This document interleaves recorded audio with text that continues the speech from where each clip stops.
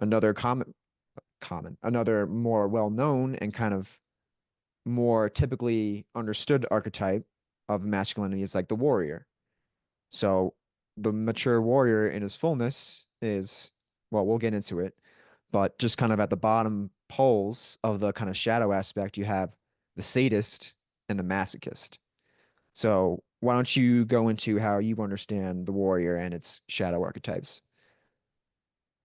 Yeah, the warrior has, interesting enough, been the archetype that I've most been learning to integrate. Hmm.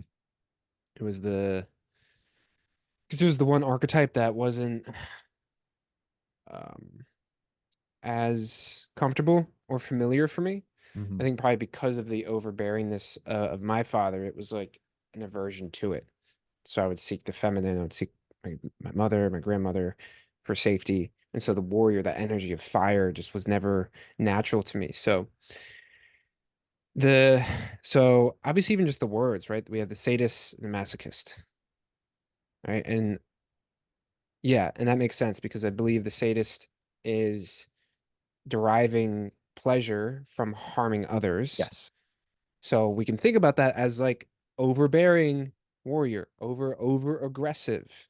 I Yes. derive, and maybe it's not that the person is actually a sadist, like he does, it's maybe not that he actually derives pleasure from hurting people, but it's just out of his nature that he's hurting people. Hmm. And maybe he is finding control and power from that. So maybe he does enjoy it because he's so over on that other end of I need to control, hurt, abuse people. Right. And Kind of it's like the just almost bringing fire, me. that spirit is kind of spilling over out into the world through his whatever, maybe it's aggression or whatever it may Yeah, no, be. it's just aggression, right? And Yeah. so we can see that the both the in the king, the tyrant, and the weakling, that has hurt society.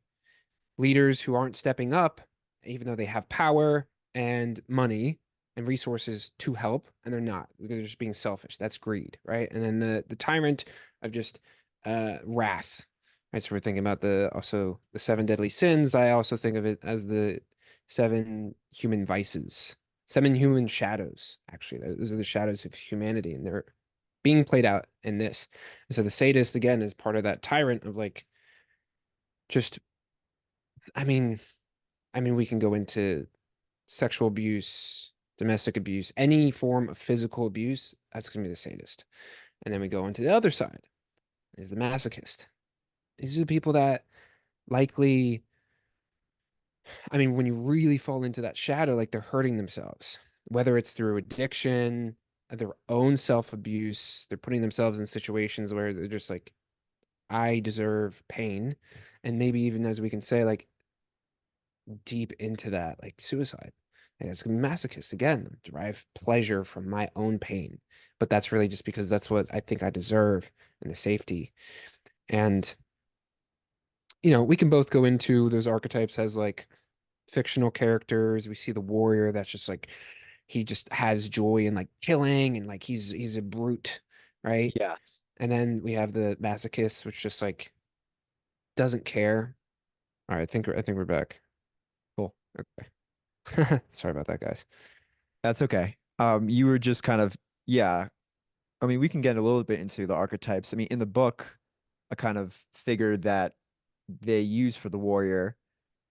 So it's complex and nuanced, right? So they talk about General Patton of the U.S. Army during World War II. Mm, Um, so he was like a very strong, for those of you who don't know, he was a very high general in the army, I believe, during World War II, was considered a hero, led troops into battle, very much embodied that warrior energy to kind of fight off evil, right? Nazi Germany.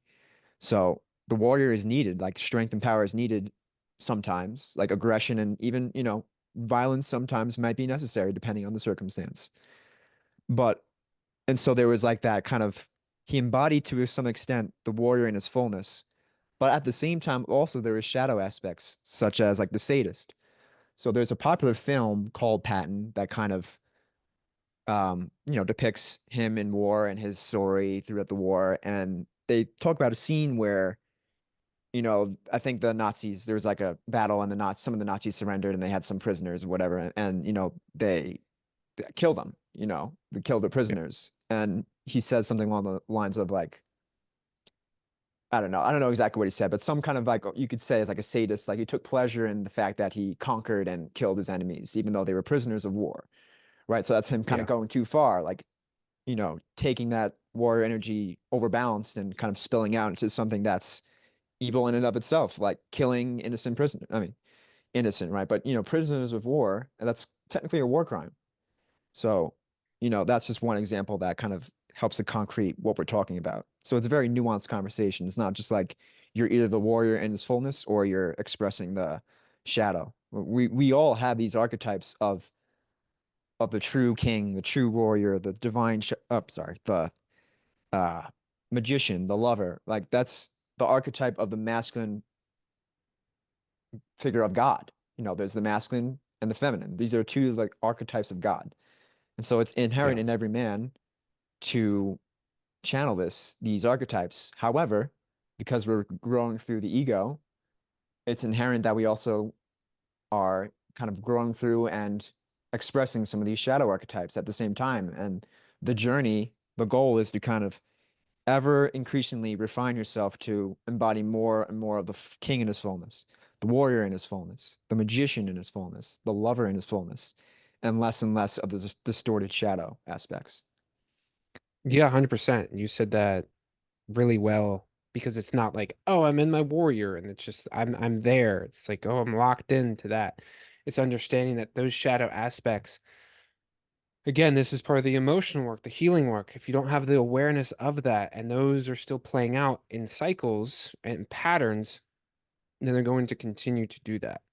And even just having this awareness of the archetypes can help to notice, oh, where am I being overbearing or too passive in this? Because I do think the warrior is a very misunderstood archetype in today's world. I think Yes. it is, I think, I'll be very honest. I think lot of people, a lot of men are still in the boy psychology. They're still like trying to get to the hero, right? And so we always talk about the hero's journey, and the hero is just the pinnacle of the boy psychology still, right? The I need to sacrifice myself for the world, for everybody else, right? The hero is that like savior archetype, but then you go further into the warrior, and that's a lot of what is missing for a lot of men today because it's not this overbearing aggressiveness.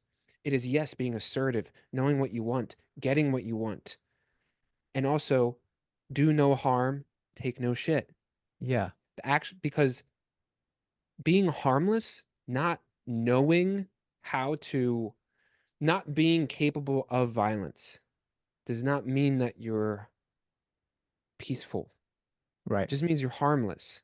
This is a big thing talked about with one of my mentors that, yeah, actually training, maybe learning martial arts, learning how to throw a punch, learning how to getting in shape. It's part of the warrior, getting in shape, physically being capable to be violent, to protect, right? That's part of the warriors, the actual ability to protect. If you don't have the actual ability to protect, you're just harmless. You're not peaceful. You're just harmless. You don't if things happened and you needed to be in that energy, you wouldn't know what to do. And so I think a lot of people misunderstand the warrior in that the warrior is also being present. The warrior has to be present. The warrior is connected to life and death. It's like I don't know what quote it is, but I know it's from the samurai of waking up every day almost expecting death, expecting not like I'm going to die, so I'm going to live, I'm going to be present, I'm going to be here. And that's also extremely important again for the warrior to be present, to be in that fire, to be in that tension. And that's a lot of what has been missing, especially if we go all the way to like just specifically America, United States, Western society is this very like, oh, we're going to celebrate passive men, but then again, what happens? Passive men lead to what it was it good times Yeah. lead to weak men, and weak men lead to bad times lead to strong men. So it's like, And then the strong you men know, create good times create weak men, yep. and the cycle repeats. Yeah. And then and the cycle repeats. I don't know if it necessarily has to repeat if we're actualizing these archetypes, to be Yeah. honest, because it would be a recognition of it. But yeah, I think the warrior is the most understood type, both in its overactiveness and in its underactiveness. I think again, it's like it's being faulted rightly for people who are too in it, and then it's almost being celebrated or not being talked about enough for just men who know that they're too passive. You're weak. Yes. Being able to accept your weakness is the first step to strength, is the first step to actually being a warrior and having values, having standards, having on like knowing what you stand for is part of the king and part of all of these archetypes. Really, the warrior knows what he stands for, and he's not waging wars against other men, other nations. He's waging war against beliefs, ideologies, against the harm being done to other people. Yes. He's waging wars in a much different way. Battles are different. So I think we need more warriors who can Yes. be in the garden, not Yes. gardeners who are